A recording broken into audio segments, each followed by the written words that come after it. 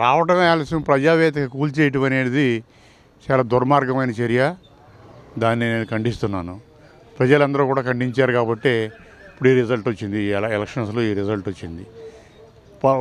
ముఖ్యంగా చెప్పాలంటే రాష్ట్రానికి పెట్టినటువంటి భూతం వదిలిపోయింది. ఇక మంచి రోజు రాష్ట్ర ప్రజలకు అందరికీ మంచి రోజులు ఉన్నాయని ఆశిస్తున్నాం. యాక్చువల్గా దుష్ట చతుష్టమి అని చెప్పేసి ఒక మాట మీరు వినే ఉంటారు. ఇంట్లో మరొక సినిమా అందులో ఒక భాగాలైన రోజా కానీ, కొడాలి నాని కానీ, అమ్మటి రాంబాబు కానీ, జోగి రమేష్ లాంటి వాళ్ళకు వీళ్ళందరూ ఉన్నారు. వీళ్ళు అనేక ప్రజల సొమ్ము చాలా దారుణంగా మైనింగ్స్ చాలా దుర్వినియోగం చేశారు. వాటి మీద శిక్ష ఉంటుందంటారా, లేకపోతే ప్రతీకారం ఉంటుందంటారా? అసలు ఒరిజినల్గానే దుష్టబుద్ధి అది ఎంత మట్టుకు బయట పెట్టుకున్నారే కానీ మంచి కార్యక్రమం చేద్దామనే ఆలోచన ఏనాడు కూడా వాళ్ళు చేయలేదు, ప్రజలకు చెప్పలేదు.